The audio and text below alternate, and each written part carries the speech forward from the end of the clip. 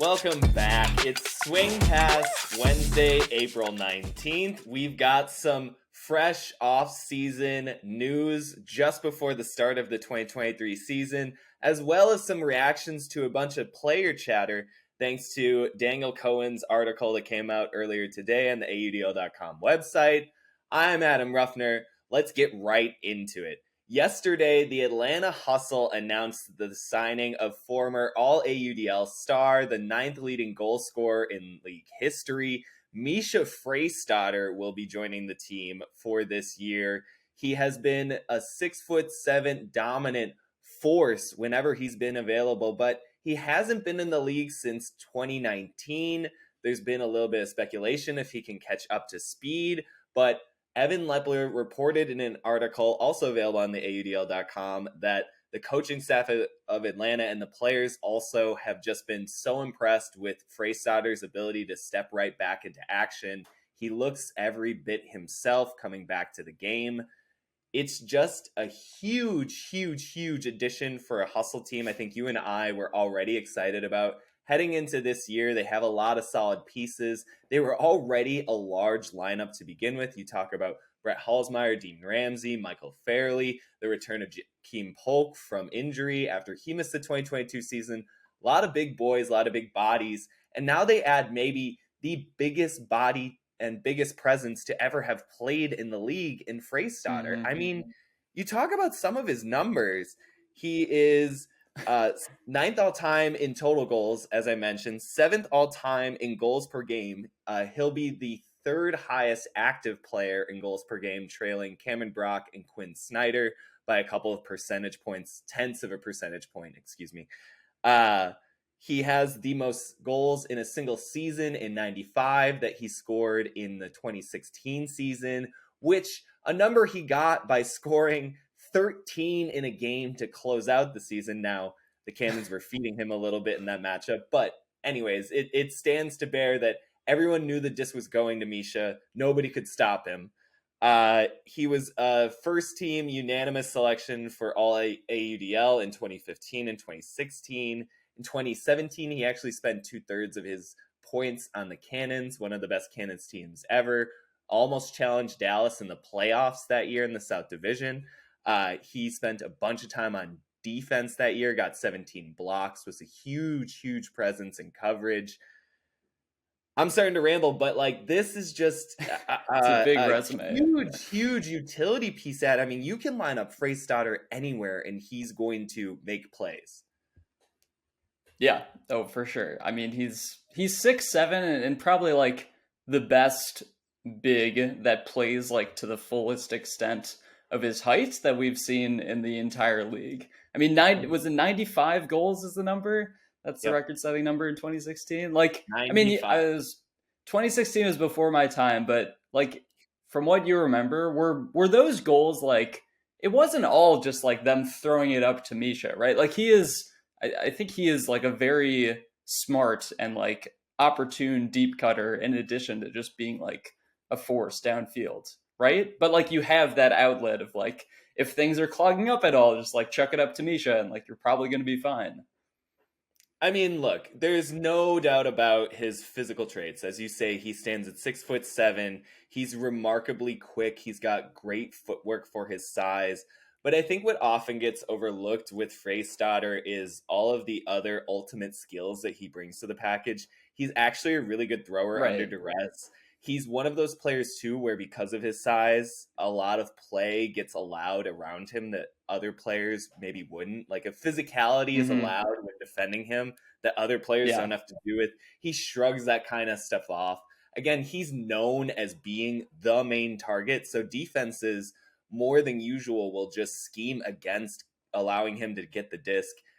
It doesn't matter with this guy. He has such good technique of just knowing where to go for receivers, throwers, developing rapport with different sets of handlers. He just becomes a viable option, not only due to his physical dominance, but I think so much of his skill. Like it Right. if it was so easy for a 6'7" guy to just go out and score 95 goals in a season, I think you would see a lot more teams just adding, former basketball players. Jacob Baumer and Trevor Purdy would be among the league leaders in all-time goals, along with a couple other names of behemoths in this league's tenure. And yet, Freystaetter is very singular in what he does. He reminds me a lot of how Yacht sometimes gets discredited for just being big and being able to catch goals. Yacht is phenomenal in tiny spaces at this point in his career. He is one of the best red zone players. Freystaetter is in the same sort of class. Like, a lot of people want to talk about his ability to leverage his size in open field, on jump balls. He can obviously do that, but I think where he really becomes potent is his ability to weaponize himself in very small spaces. He can get open in a phone booth, so to speak. He's very good at that kind of like back shoulder S cut a little bit, where he's setting up one way and then kind of rolling off of you and sealing with his body. I was talking with a player on the Hustle actually yesterday, and he was just talking about, for every other skill in his arsenal, his body positioning, like his just ability to seal you out. And then you're just dealing with a 6'7" monolith to try to figure out how to get around. I mean, you can see the panic set in sometimes when defenders are going up against him and he just gets the read before them. It's the same sort of thing I think you see with like Jeff Babbitt. He has a similar effect when he puts players on the back shoulder and he just gets that inside edge. It's over. And I think, we talk about Atlanta kind of maybe returning to a more internally developed culture. A couple of their highest named stars departed this last season. They still retain a whole bunch of their veteran playmakers. They obviously lose their 3-time team leading goal scorer in Elijah Jaime, but now they had Misha Freystaetter to fold. It was like twice Jaime's height, debatably. I mean, not twice the skill by any means. I think Jaime. No, of course not. Goal scorers the past several years, but Well, I think what's cool is like seeing Freystaetter. Like, obviously, he was just like the dominant receiver when, especially in his record-setting goal-scoring season. But when we saw him last with the Flyers in 2019, he was just kind of like part of the system. Like, he was just kind of part of the offense. And like you mentioned, what they had with him as a red zone utility player, as well as a downfield threat, like he did seem very versatile in his role and very adaptable based on what personnel they had out there. So I'm definitely more optimistic for his fit with Atlanta if they do slot him in on offense, because like he doesn't have to be like a ball hog in a way. Like I think they've had a lot of like high profile players come into this team over the past few years, and guys that have been like kind of half committed that maybe require or demand a certain amount of touches every game. But he seems like more of a guy that you can play in a variety of spots. And I think he is going to be kind of the right balance of like, you're not getting him for every game, but he's the right type of player where I think the offense just can ascend without too many bumps along the way. But at the same time, it is kind of the same question as it has been for years, because it is another part-time player for them. So like, how do they really fit the team, build the team culture from the bottom up, and then like have these guys come in and not miss a beat? Like it's probably easier said than done. So we'll still have to see what happens. And yet at the same time, I like the rest of Atlanta's roster anyway. I feel like they were ready for the battle of the 2023 season before this edition. And now getting Freystaetter, they're going to have to face, New York Empire this season. They have 4 games against Carolina this year. They have a tough road. They start off the year against Indy, who I think is one of the more underrated teams going into this whole damn thing. And adding Freystaetter, I think, just pushes Atlanta's ceiling that much higher. And I wonder if a full-strength Hustle team is maybe the best version of themselves that we've ever seen. We heard a lot of hype going into 2021 and then again into 2022 that this was maybe perhaps the best Hustle team ever assembled, is what former head coach and now coaching Archdiocese Miranda Knowles said about the 2022 Hustle.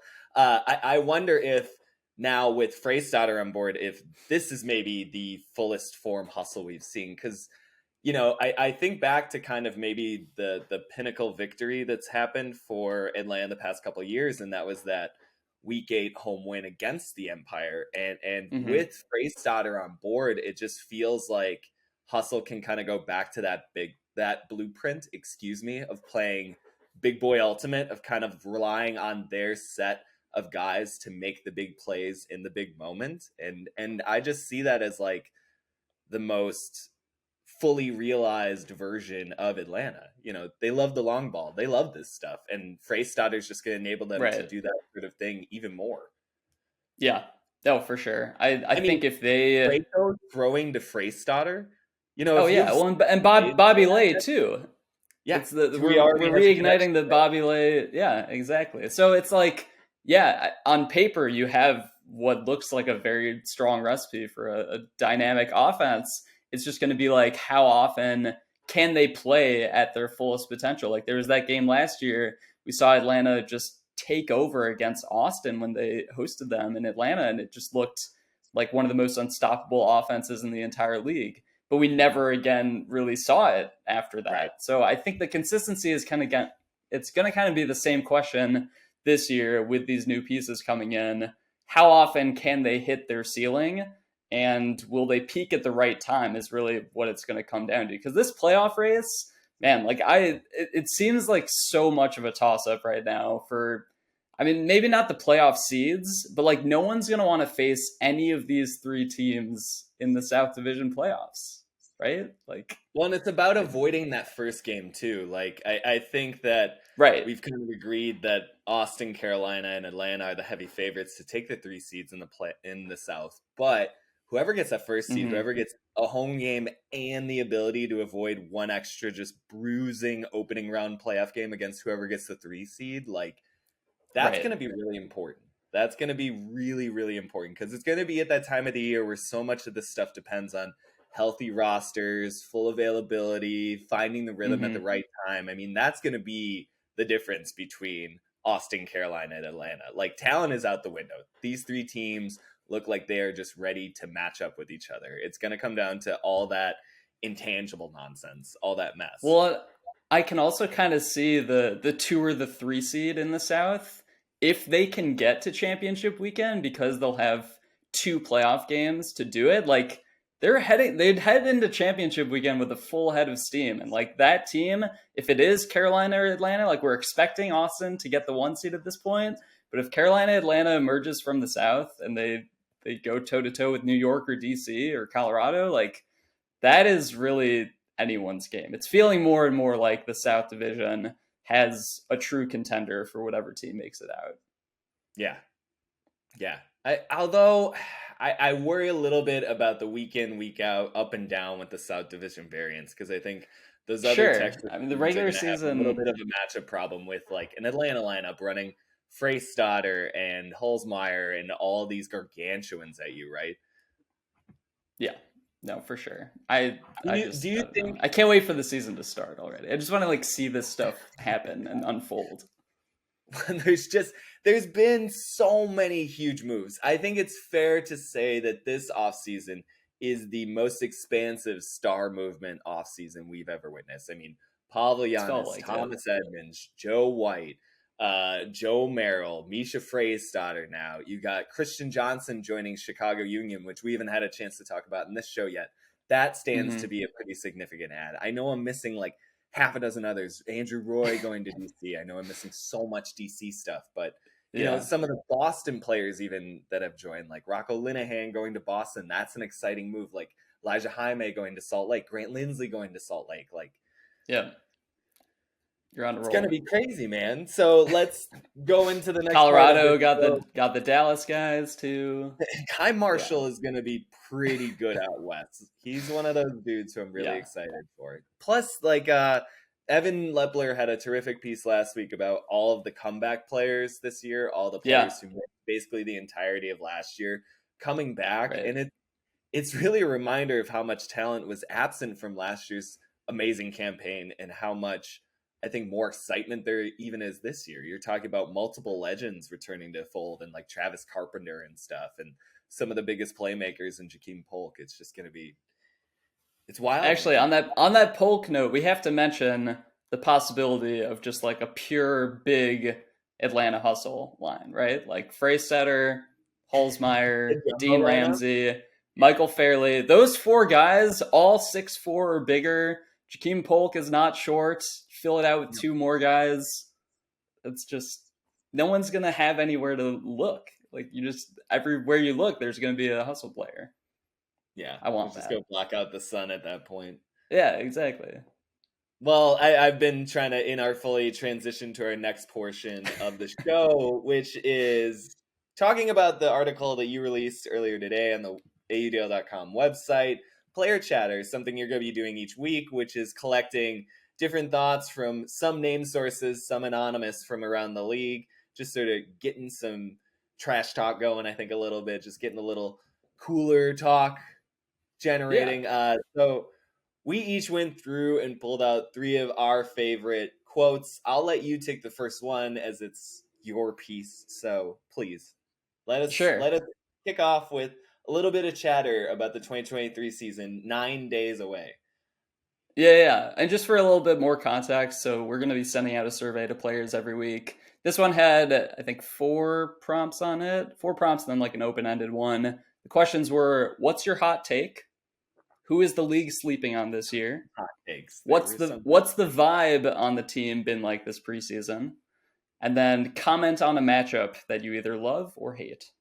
And then anything else. So like these are meant to be very open-ended. I was very curious to see what kind of responses we got. Nick Pappas of the Chicago Union said Paul Arders is top 3, if not top 1 thrower in the AUDL. It's a big claim. Obviously, it's a teammate hyping up another teammate. There's going to be a lot of this stuff in these articles as expected. This first one but is it a did lot get of me that. thinking. I'll say that. Like, there's a lot of just self-hype in this first batch. We'll see if it keeps that For way. sure. For sure. It's also said by a second-year player who maybe hasn't had the full exposure to all the throwers in the league at this point. But regardless, it got me thinking. These quotes that I'm going to talk about are just quotes that got me thinking. Not necessarily that I agree with them. But Paul Arders, I feel like, I don't know, we haven't talked a ton about him in the context of the Chicago offense. Obviously, the headline of the Chicago offense this year is no Pavel. But I guess I want to ask you, and kind of the question that pops into my head is like, if you center the offense around Paul Arders, who was injured last year, like he missed a chunk of last season, was not fully healthy. But if you have a fully healthy Paul Arders this year, can you kind of like just build everything around him? I don't know if it's necessarily him as center handler, like taking on the exact Pavel role, but is there a chance this offense can maintain a pretty similar level of efficiency by feeding Paul Arders more? I mean, I want to put a big old disclaimer at the front of this and say I'm not a coach. I am just some guy saying things from what We're both see. just some guy. Yeah. Our opinions mean nothing. I don't think Arders in his best state is somebody who is centered around. I think his sort of X factor playmaking ability, his ability to sort of like do the throw that just cripples your defense is sort of what makes him so powerful. I think, and what will better set up Chicago this year is sort of their ability to present you with multiple options to confront. I mean, when he's in the lineup alongside a Ross Barker, a Jack Shanahan, Andrew Sjogren now available, Sam Kaminsky who continues to develop, when Christian Johnson is available, whoever kind of fills into that 6-7 spot that you and I have been talking about as to who will step up into that role. If it's another pivot handler like Nico Lake, if it's Nick Pappas kind of doing his Phil Cutter role where he's hustling out the other team's 7th best defender or something. Like, I think Chicago's best version of themselves in 2023 is sort of going to be denying that identity that they've had the past few years of having the most reliable QB1 in existence, and instead going through something like this game, it's the Shanahan game. He's got the hot hand. This game, it's the Barker game. He's going to kind of fill it up. You know, this is the Arders game where he takes over when we need him to, but I don't know if you build the whole offense around Arders. That isn't to say anything about he doesn't have the skills to possess it. I just think of him as like like a J Fruit or something. Like you kind of want that Mm-hmm. perfect 18 to 25 touches range where he's both getting enough to stay in rhythm, but you're not overloading him. You want him taking those in rhythm continuation hucks. You want him kind of cycling up field more. You want him making Mm-hmm. problems elsewhere from the disc. But I Yeah, mean, that's fair. it's one of I those get things it. where I don't disagree with the notion at times that Arters can look like the best thrower in the league. Like I He's definitely had think he throws has like that. that. Yeah. Yeah, right. Like he definitely has those moments that make you say, "Oh, like He had he has some one, it strong." was, I think it was on the road in Minnesota. He like launched this, I mean, he had a few beautiful hucks in that game, but he launched this dime to Joe White where it was like late in the game. I think it was a fourth quarter situation. He Yeah. has some like really jaw dropping throws, and we probably don't talk about just like his pure throwing talent enough. But I guess in my mind, it's like, could he be a Ryan Osgar type of the Chicago offense, where you're just putting like Yeah. most of your eggs in that basket? I don't know if he can assume the same sort of volume load, but I think in terms of just like production, making the defense Yeah, panic, and like his game ability to game just breaker finish. ness. Yeah. Yeah. Oh yeah. I Right. think he's absolutely kind of like the Central Division's premier example of an Osgar type, alongside like Abe Yeah. Coffin or something. People who just make offense look ridiculously easy in any position that they're playing. Yeah. Well, cool. You want to move on? You got another Sure. Chicago one for I us? wanted to say one other Arters throw. He had that one in the semifinal, that like back shoulder crossfield laser to Jeff Weiss. Oh They yeah, went into yeah. each other Oh, when he launched it, and it's just that this was like so low nice. lining missile, and Weiss It catches was it. like it was like the perfect. I mean, it was a perfect read by Weiss too, knowing to cut back the other way. But yeah, those throws where it's just like you're throwing to space and the receiver is just on one far side of the field and cuts back to the other. I love those. Kerr had a bunch of those last year. Yeah, Very yeah. satisfying.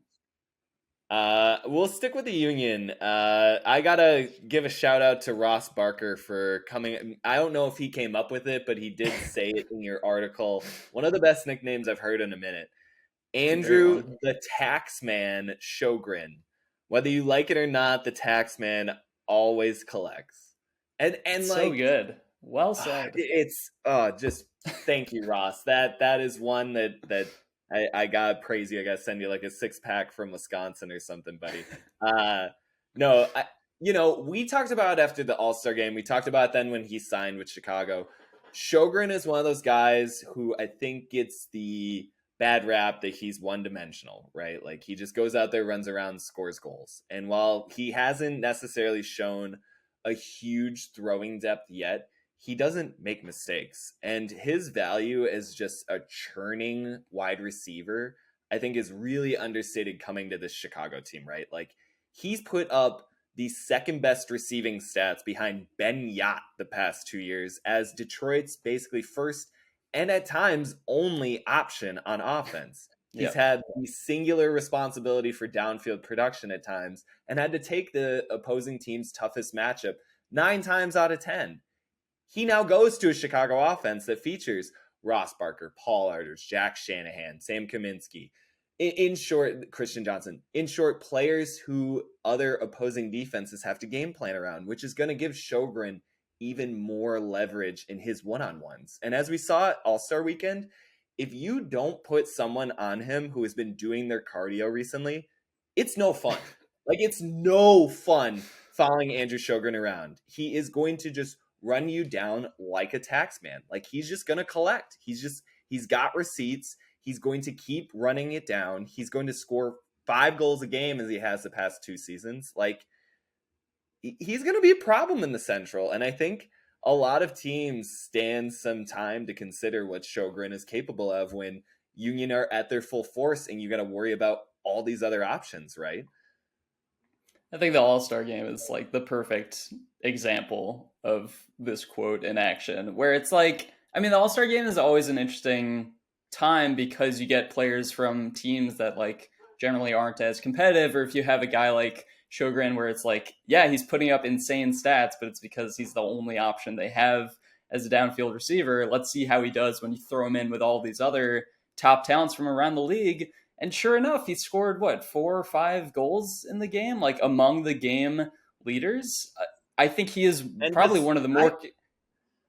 I was just go going to say, ahead. in eyeball testing, like, he was just running dudes Yeah. out on the other team. Like, you could just see dudes wanting to exchange Sjogren. They didn't want to do Right. that kind of running detail in an exhibition game. And Yeah, he had that just kind of discipline. And that's going to be every point. For a team that has a terrific coaching structure, for a team that has a good system, like, it's one of those things where the more I've thought about it over the offseason, the more excited I am for him in this opportunity.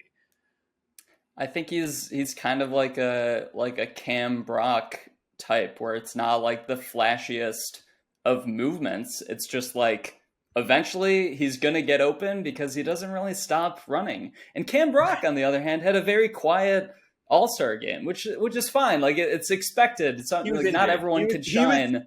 He was injured. He like okay. Yeah, that's right. Oh, he almost didn't play earlier that week. Yeah, so that was kind of why they went crazy up, and then he was like, "Oh, I'm gonna sit a lot of this out." I think he really played like him. 5 points. Yeah, but it's like those types of receivers. I feel like, I mean, we give them some praise obviously because they do put up big numbers, but they're never like all over highlight reels. They're never gonna get like a number 1 play on SportsCenter. But those are the guys that are just like, no one wants to guard because they get the job done. And I think Sjogren on Chicago, this is like the highest potential season he's had so far, just going to a team like this. So excited to see what he does. Mm-hmm. All right, you're next. Well, yeah, moving right along. Jacob Blackman of the Atlanta Hustle gave a few quotes. This one with Rowan McDonald moving over to the D-line. I hope to the gods that we will see him match up with Ryan Osgar.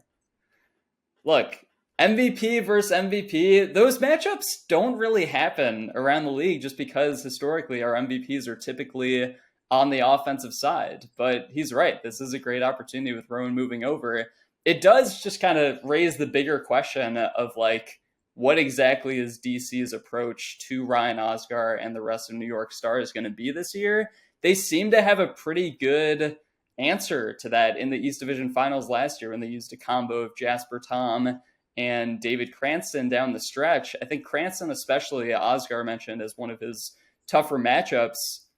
He brings a lot of size, and the way he was marking Osgar was like very straight up and like very big in that game, which took away a lot of what Osgar wanted to do with stretching the field with his throws, and no one else on the New York offense was really so comfortable or as comfortable hucking the disc as Osgar was. So I think that changed things a ton. Jasper Tom, quicker defender underneath, really just about forcing Osgar deep.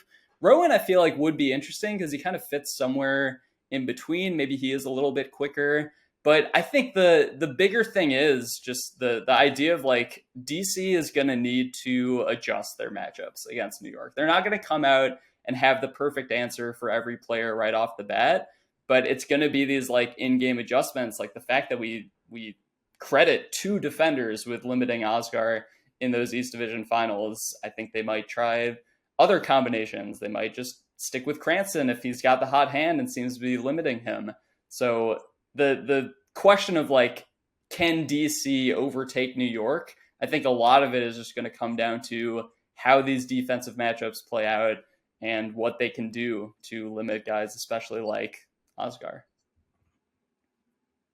I'll keep my response short because I disagree with everything that you're saying. I think when it comes to a player, and specifically in Osgar, you need to present different looks to them, right? Like, you can't just give them one defender to work with all game, because as good of a defender as they might be, this sport favors offense, and Ryan Osgar has frankly figured out how to play it damn near its perfect efficiency level at times. And when you just let him sort of slip into either a receiving or a throwing role with his leisure, he's going to beat you. And that's kind of what happened, I feel like, after DC. DC did such a good job of kind of giving him 2 different defenders to play with, that after that, I think some of the takeaway into championship weekend was push him into a receiving role, push him out of the handler space entirely. But then he just got comfortable and torched people as a receiver.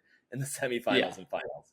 So I think what DC did of kind of making him figure out which role in which matchup, in which point he needs to play is what you need to do. You need to just continue to throw him change-ups, continue to keep him off balance. Because there's But really it was more of like an adjustment though. Like it started off, Tom was the matchup for Oscar, but down the stretch it was Cranston. So it was like, okay, Tom isn't. I love that. Yeah, no, I agree, but I mean it's like, yeah, but I don't think the answer is necessarily like switching up his matchup every point. But it's if one thing isn't working, then yeah, you pivot to something else. And I think DC is as good at that as any other team.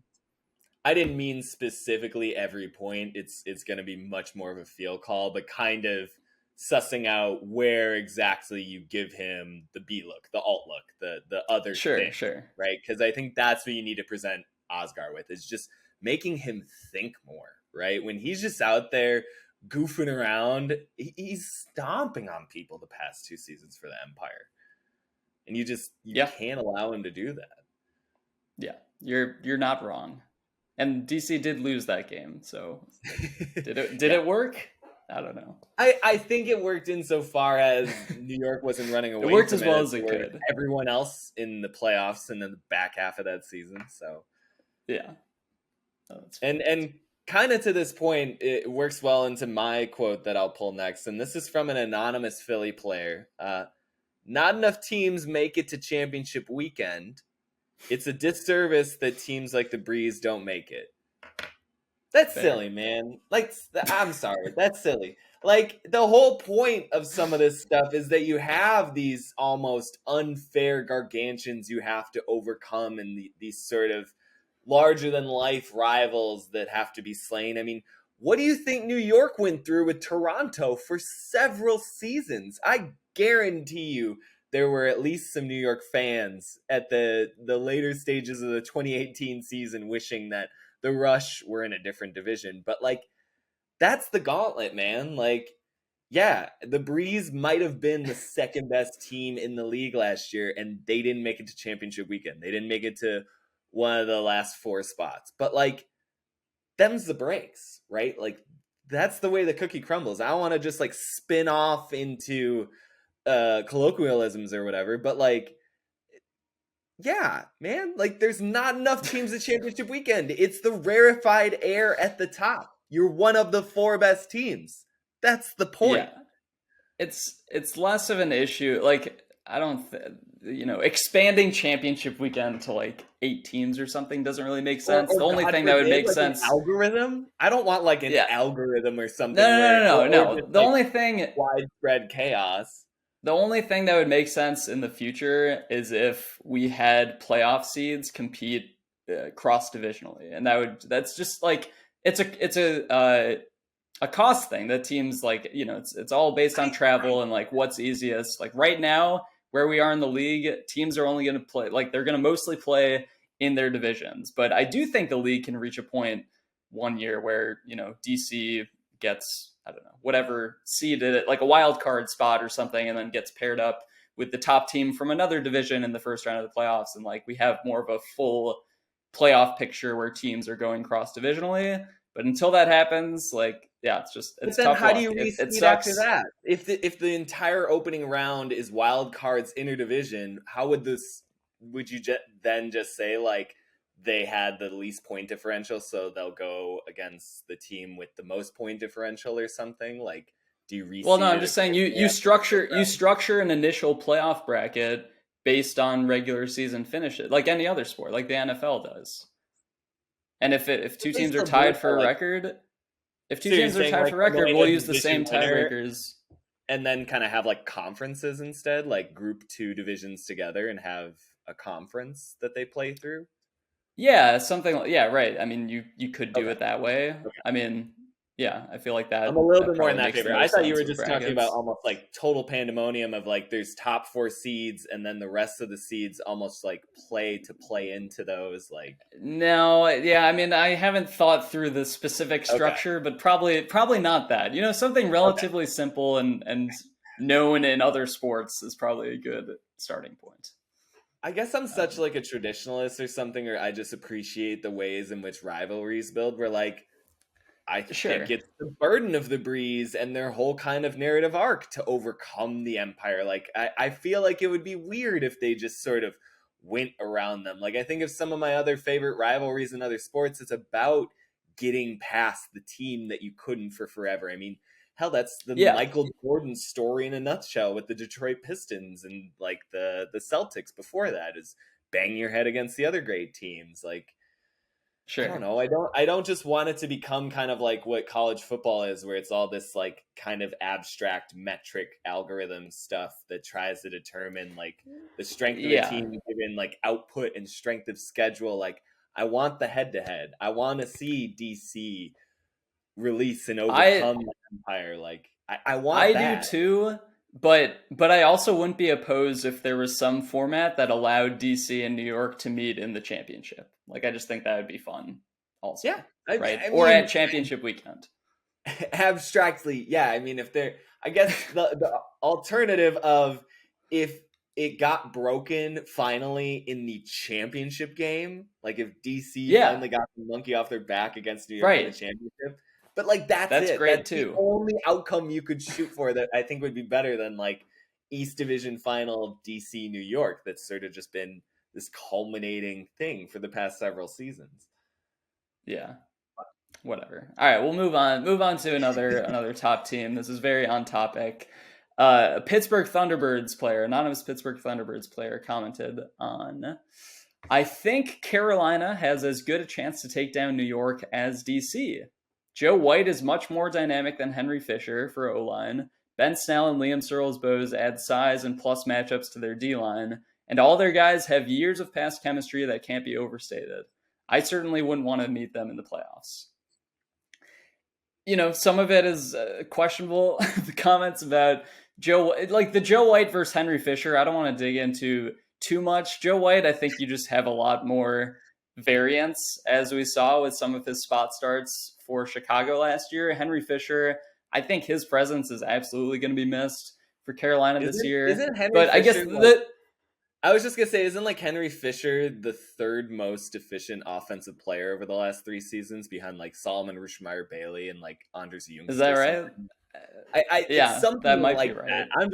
I'm just trying to build up a little bit more Henry Fisher hype. I mean, that man was sure. really Well, good we can't hype him. 3 years. Can't hype him too much. He's not playing this year, so we can't. No, and Joe White is fantastic. But I think the greater, yeah. Right. We shouldn't get into the it. greater point. Put him back. We shouldn't get it. Let's not. Yeah. Let's zoom out a little bit. The greater point of this quote and what I took away from it is that Carolina is still Carolina, right? Like plenty of people, I think, including you, had them beating New York in last year's semifinal game. Obviously, that didn't happen, but it wasn't like a far-fetched idea at all to say that it was kind of like a 50-50 toss-up in that game. And Carolina's not going to be significantly worse this year. I think maybe you could argue that they get better with these new additions. It still remains to be seen how much these guys play and what the commitment level is. But I think like their top end roster absolutely has the talent to play with New York and play with DC. So in my mind, I just think I need to pump the brakes because I've been feeling like it's just between New York and DC for the whole thing for the AUDL championship this year. And I also have been like hyping Austin in my mind because it's like they seem like a lock for the 1 seed in the South just based on the schedule alone of Carolina and Atlanta. But as we talked about before, if Carolina and Atlanta get like a head of steam going into championship weekend, that's going to be a lot to handle. So I don't know. They're also just going to be, Carolina's also just going to be super battle tested this year, kind of like they are every year. But yeah, I just think it's obviously too early to narrow our sights too much on any 1 or 2 teams that might win the title. So I think Carolina, of course, should be in that conversation. It was more like a nice reminder to me. It's like, hey, Carolina still exists. They could easily win the title this year. They did this back in 2019.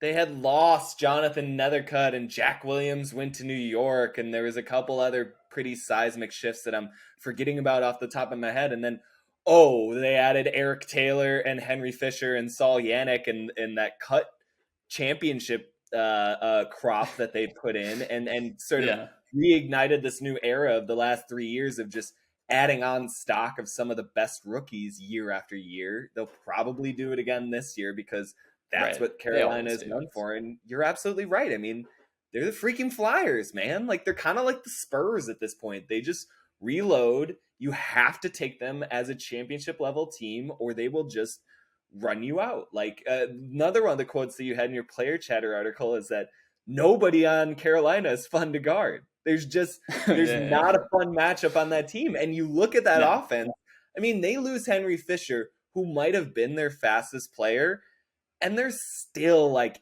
easily a top 3 to 5 fastest team in the league. You know, like... Yeah.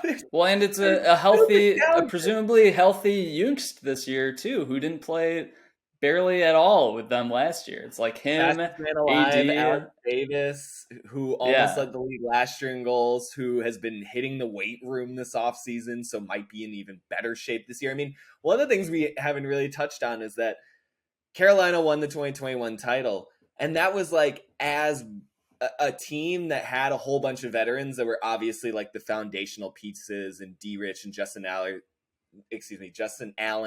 and Noah Saul, all these historic Flyer veterans, but the like playmaking bulk of that roster hadn't even hit their prime yet. Hell, they're still just like getting into it right now. This team's still improving. Right. Like its base components are getting better. It's not like New York where they're just, I think it's fair to say, like Jack Williams, Ryan Osgar, Ben Yot, they're like kind of Jeff Babbitt, they're kind of the good versions of themselves. Like they're playing at their peak. Not a whole bunch more ceiling to go to. Like Youngst can still get better. AD can still get better. Like Terrence is still getting better. Like Terrence Mitchell is still one of the most consistent performers in this league. I don't know. Even Eric Taylor, Saul Yannick, like they're good. All so young. They're all still on the up. Pretty good players. Yeah. Pretty good players. So don't sleep on Carolina this year. Don't sleep on Carolina.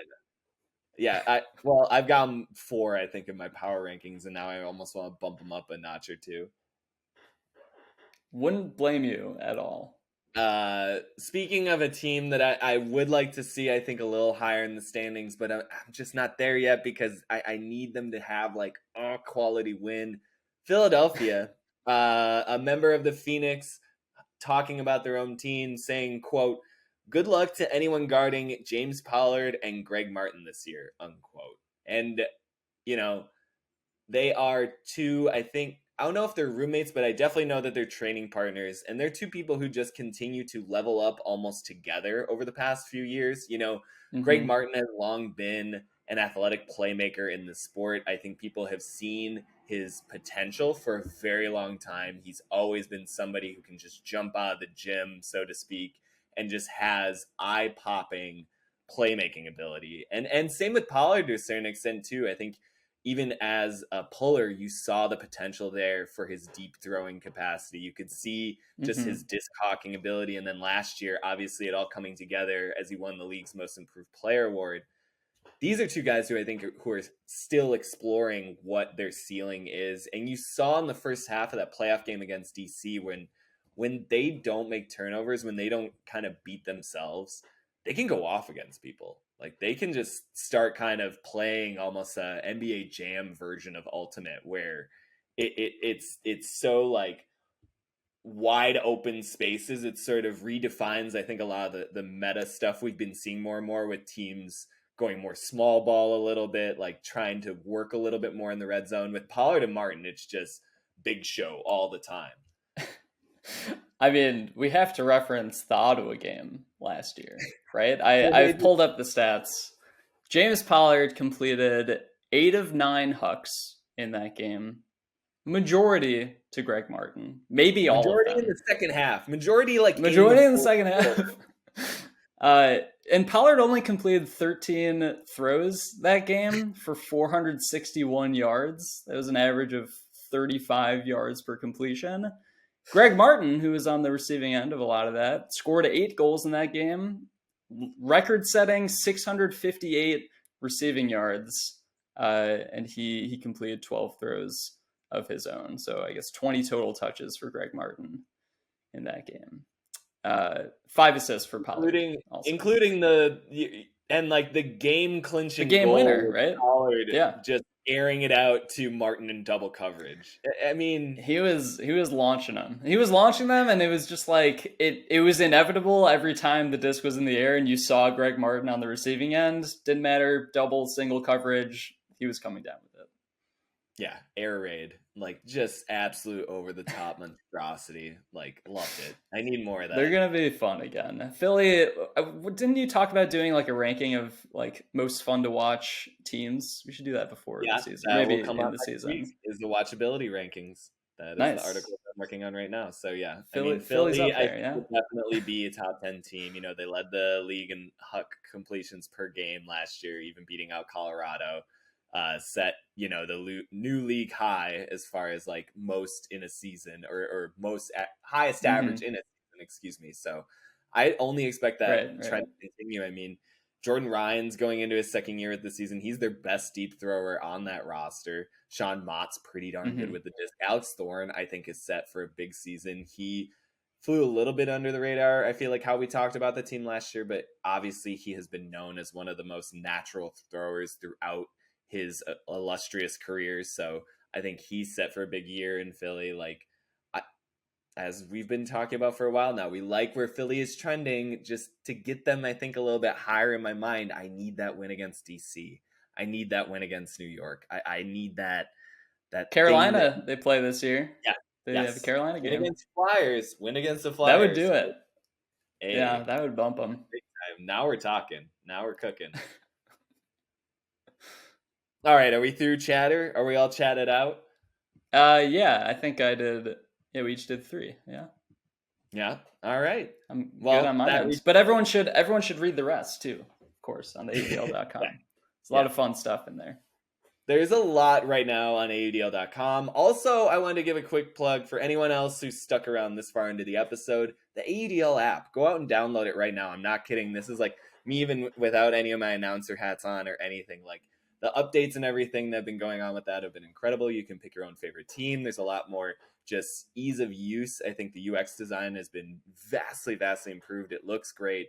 Go and down the AUDL app for whatever phone you have, iOS, Android, Amazon, Google, whatever. We'll be back beginning of next week, probably on Tuesday, doing a full preview of the 2023 AUDL season, which is now, again, just 9 days away. Friday, April 28th, opening poll will be going up. We're hella excited. We'll see you again in just a few short days. Bye now.